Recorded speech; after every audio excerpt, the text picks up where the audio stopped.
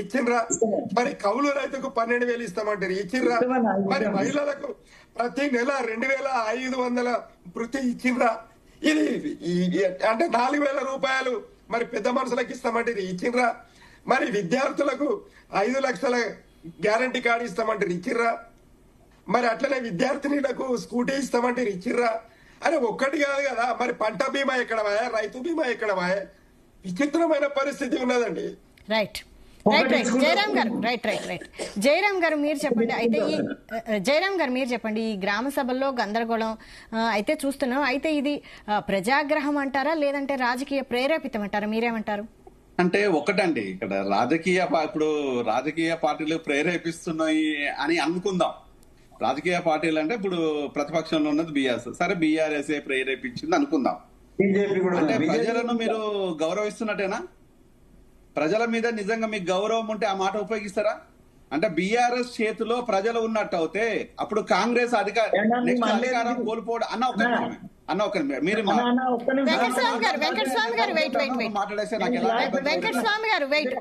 ఎవరు మాట్లాడిన ప్రజల కోసమే కాబట్టి వెంకటస్వామి గారు క్లారిఫై చేసిన యాంకర్ గారు పదే పదే క్లారిఫై చేసిన ఎవరు ప్రేరేపితమైన అంటలేము, మేమే ప్రజల దగ్గరికి పోతున్నామని చెప్తున్నాము.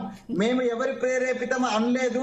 నేను అడుగుతున్నా, ఎనలైజ్ చేయమంటున్నా, ప్రజల ఆగ్రహమా రాజకీయ ప్రేరేపితమా అని నేను అనలిస్ట్ మాట మీరు ఎందుకు అంటున్నారు? మేము అంటలేము ప్రేరేపితమా అని నేను అనలిస్ట్ అడుగుతున్నా. జయరామ్ గారు మీరేమంటారు? కాంగ్రెస్ పార్టీ మంత్రులు, కాంగ్రెస్ పార్టీ కార్యకర్తలు, నాయకులు అందరూ అంటా ఉన్నారు బీఆర్ఎస్ రెచ్చగొట్టి వాళ్ళని ఊర్లలో ఇట్లా చేస్తున్నారని అంటున్నమాట వాస్తవమే.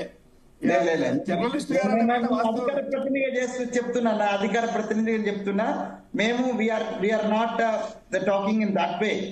ప్రజల నుంచి ప్రశ్నలు రావాల్సిందే, నిలదీయాల్సిందే. ఎవడున్నా అధికారం ఇద్దరు మాట్లాడతారంటే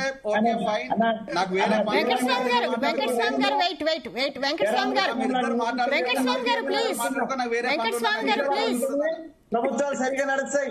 వెంకటస్వామి గారు ప్లీజ్, మీకు అవకాశం ఇచ్చినప్పుడు మీరు మాట్లాడండి. జయరామ్ గారు మీరు చెప్పండి. ఇది నేను అదే చెప్తున్నాను ఇక్కడ.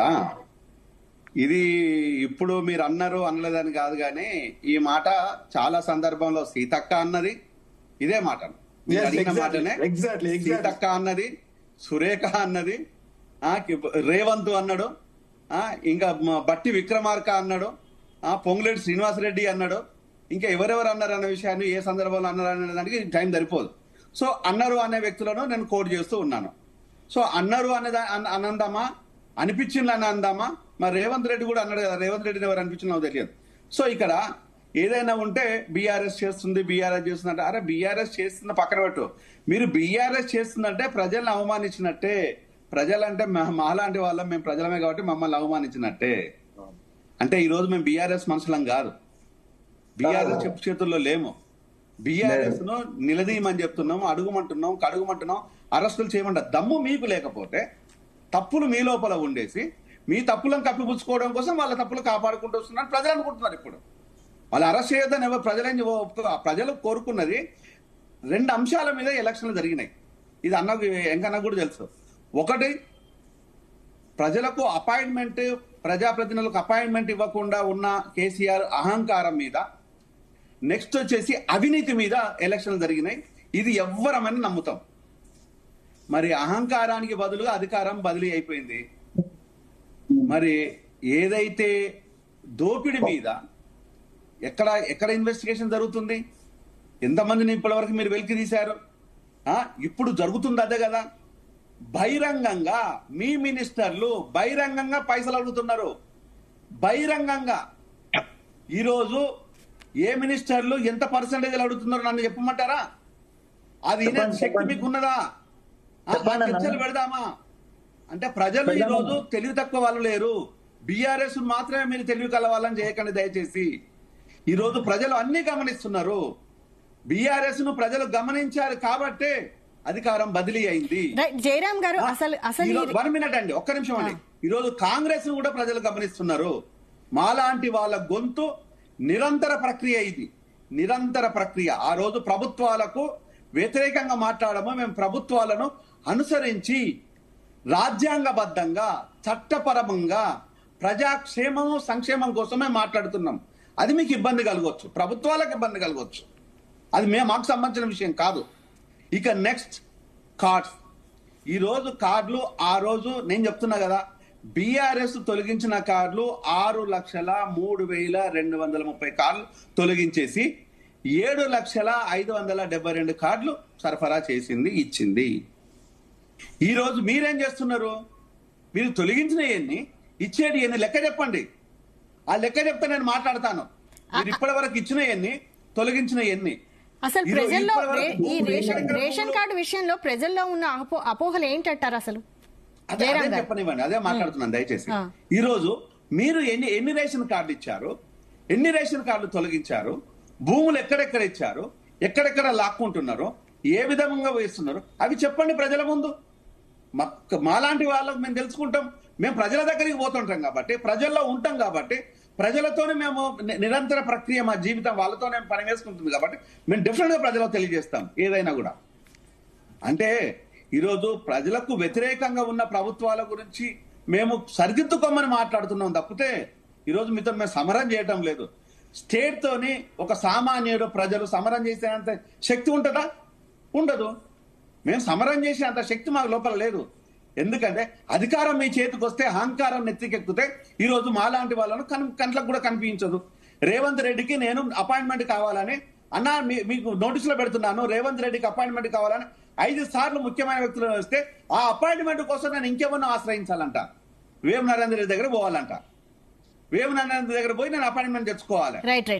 వేము నరేందర్ రెడ్డి గురించి నాకు కొత్తగా తెలియాల్సిన పని లేదు కదా. నేను ఇదే వరంగల్, నేను పుట్టాను, నువ్వు పుట్టినావు. వరంగల్ ఎవడన్నా చేస్తాడా అన్న? ప్రజల మనిషి ఎవడన్నా చేస్తాడా అన్న? అట్లా పాలకుడు దగ్గరికి పోతారు తప్పితే, మీకు అడ్వైజర్ గా పెట్టుకున్నారు తప్పితే, ప్రజలకు రాయబారిగా పెట్టుకుంటే చెప్పండి. ప్రజలకు రాయబారిగా వేము నరేంద్ర రెడ్డిని పెట్టుకున్నాము, వేము నరేంద్ర రెడ్డిని కలిసి మా దగ్గర రావాలని చెప్పండి. ఈ అహంకారంతోనే కదా ఆ రోజు అప్పుడు మాకు అపాయింట్మెంట్ ఇవ్వకుండా చేసి ఈ రోజు అసలు జనాలే లేకుండా పోయింది బీఆర్ఎస్ కు. ఈ అంశాలను మేము మీ దృష్టికి తీసుకురావాలన్నా, ముఖ్యమంత్రి దృష్టికి తీసుకురావాలన్నా, ప్రజల దృష్టికి తీసుకెళ్లాలన్నా మా చేత చర్చలు జరగాలి, మా చేత మాట్లాడిపించాలి, మమ్మల్ని ఉపయోగించుకోవాలి. మేము ప్రజలకు ఉపయోగపడే విధంగా ప్రభుత్వానికి సలహాదారులం కాదు, కానీ మా చేతనైనంత ఉడతా భక్తిగా ఏదైనా పని చేయగలిగితే, చెప్పగలిగితే, ప్రజల దగ్గర తీసుకెళ్లగలిగితే, మోసుకెళ్ళగలిగితే మేము చేస్తాం. ఆ పని మేము డెఫినెట్ గా చేస్తాం. ఇది మా నిరంతర ప్రక్రియ. మాకే అధికారాల కోసం చెయ్యం, మే అధికారుల కోసం చెయ్యం, మా ఏ సెటిల్మెంట్ల కోసం చెయ్యం. ఏ బూతులు మా బ్యాంక్ అకౌంట్లు సీజ్ చేయండి, ఫ్రీజ్ చేయండి, మీ చేత అయితే మీకు దమ్ము ఉంటే వాటిపైన చర్చ పెట్టండి, మేము ఒప్పుకుంటాం. మా ఆస్తుల పైన చర్చలు పెట్టండి, ఒప్పుకుంటాం. ఇంకా ఏమైనా ఉంటే చర్చలు పెట్టండి, ఒప్పుకుంటాం. కానీ మీలాగా మేము దాచుకునేది, దోచుకునేది ఏది ఉండదు. మేము నిరంతరంగా మా జీవితాలు ప్రజల ముందే ఉంటాయి. వెంకటస్వామి గారు చెప్పండి. వెంకటస్వామి గారు, ఈ రేషన్ కార్డుల ప్రక్రియ అనేది నిరంతరం ప్రక్రియ ఈ గ్రామ సభల తర్వాత కూడా కొనసాగుతుంది.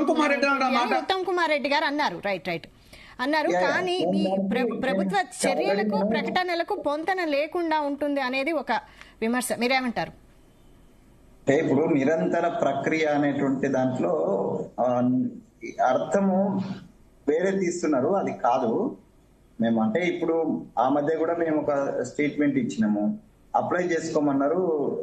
త్రూ అంటే రకరకాల ప్రక్రియల ద్వారా అప్లై చేసుకున్నారు, వాటిని స్క్రూటినీ చేస్తున్నారు. అయితే ఇక్కడ కొంతమంది మిస్ అయ్యే అవకాశం ఉన్నది కాబట్టి వాళ్ళను రీఅప్లై చేసుకోవడానికి కూడా ఇప్పుడు మళ్ళీ అవకాశం ఇచ్చినారు. సో అది దానికోసం నిరంతరం అన్నం తప్పితే జీవితకాలం అంతా ఇచ్చుకుంటూనే పోతాము, లేకపోతే మా ప్రభుత్వం ఉన్నంత కాలము ఇట్లే ఉంటదండి. నేనేంటే ఎక్కడైతే డెఫిసిటీ ఉందో అక్కడ మళ్ళీ ఇప్పుడు మనకు రిక్రూట్మెంట్ ఉంటదండి. ఒక ఖాళీలు ఏర్పడితే మళ్ళీ ఆ ఖాళీలలో నింపుతూ ఉంటాం. దట్ ఈస్ కాల్డ్ రిక్రూట్మెంట్ కదా. కాబట్టి ఆ గ్యాప్స్ లో వచ్చినప్పుడు ఇస్తామనేటువంటి ఉద్దేశం తప్పితే మేము ఇంకా దీన్ని తాత్సారం చేస్తామనేటువంటి ఉద్దేశం, లేకపోతే దీన్ని ఈ పేరుతోటి మేము